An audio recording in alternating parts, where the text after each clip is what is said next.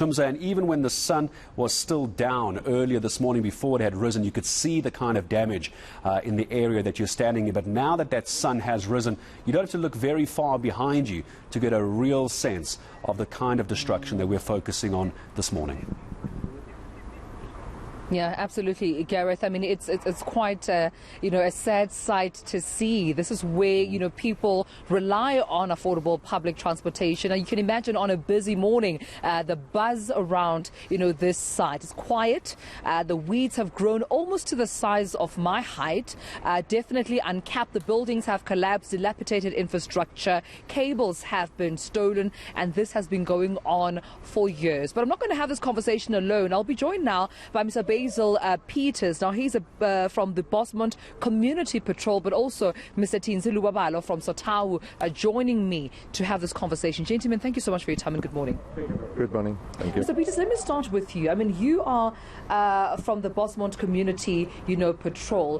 What was your day-to-day work like in trying to protect this train station? Well, we have on the Bosmont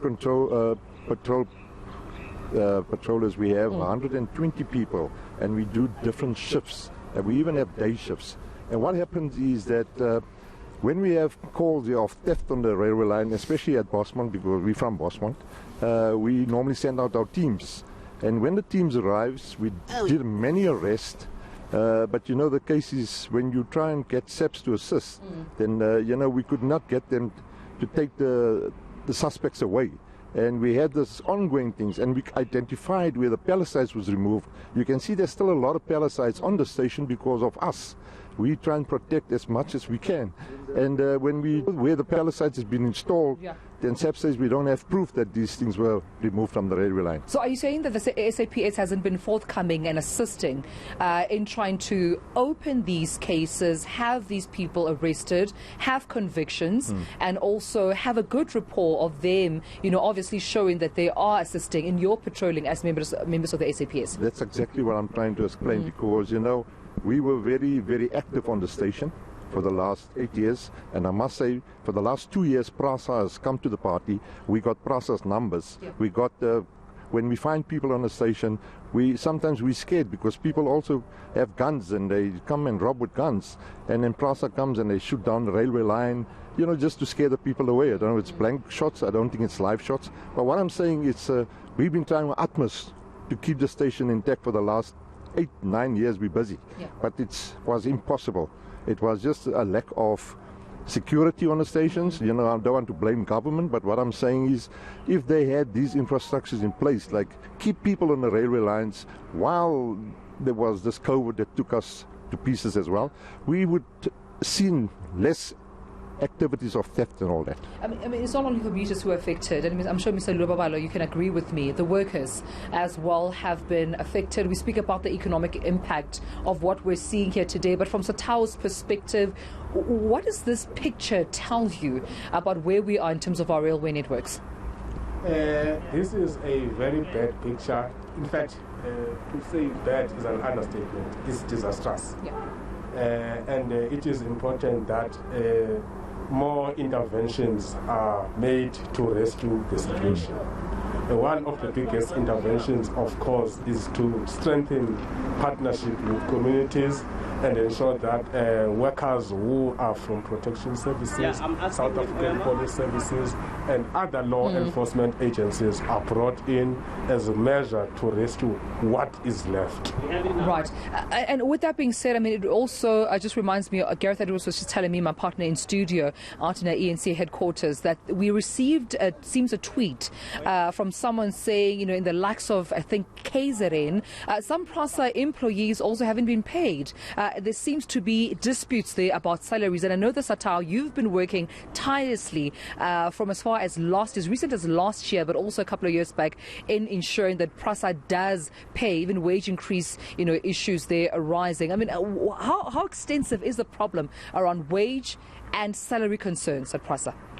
Prasa is not paying its employees the general increase, and this had happened for the second year now, in light of the fact that we have a multi-year agreement that starts from 2020 and it ends on the 31st of March 2023. Prasa is raising a fact that the lack of generation of the revenue is one of the issues that are inhibiting for them to be able to give their employees an increase. Prasa is only relying on the subsidy that is coming from the Department of Transport to be able to pay the salaries for all of its staff. So with that being said, Mr. Peters, what do you think it needs to be done here? We had a conversation earlier on with Mr. Bishop Adams, member of the Gauteng legislature, saying it might take more than 10 years to seeing progress, to seeing these train stations being fixed. I think even the Prasa spokesperson Andiswa co-signed and said it will take a couple of years. But from your perspective, having worked on the ground, what do you think needs to be done right now?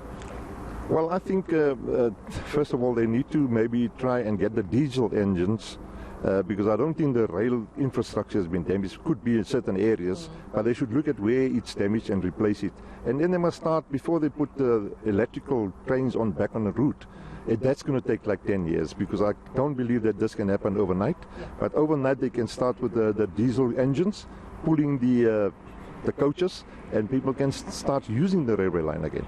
Right. But they need to get security on each and every railway station in Johannesburg. Absolutely. Mr. Luabalo, before I let you go as well, any recommendation that you can actually express at this point, especially given that workers are affected? I know there are a couple of thousands of volunteers at some point who have said they would be taken into a program at Prasa to assist with being security guards and helping safeguard these train stations. I'm sure they gave hope to many people, thinking that they might get some jobs, but at the way it looks right now, no one can be employed in a place like this. Yes, in fact, this is very bad in the sense that it is a setback to the modernization program that had been planned years ago.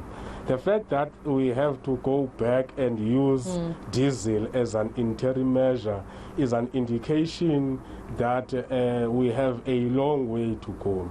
Our members, of course, will be the most affected because this is threatening their jobs. The communities are also affected in the sense that they have to go deeper into their pockets. And this also undermines the principles of the public transport, where we talk about an accessible, reliable, integrated and safe public transport system. With all these developments that are taking place now, we seem to be in a very dangerous situation. I have to leave it there, but Mr. Tinzi Luabalo, thank you for your time, as well as Mr. Basil Peters. Thank you so much for speaking to us, gentlemen, this very morning, right here on the South African Morning. Gareth, there you've heard it. We got a perspective from the Bosmont Community Patrol as to some of the challenges they incur, doing the best that they can every single day in coming to, of course, patrol and protect these railway networks such as this one right here in Bosmont.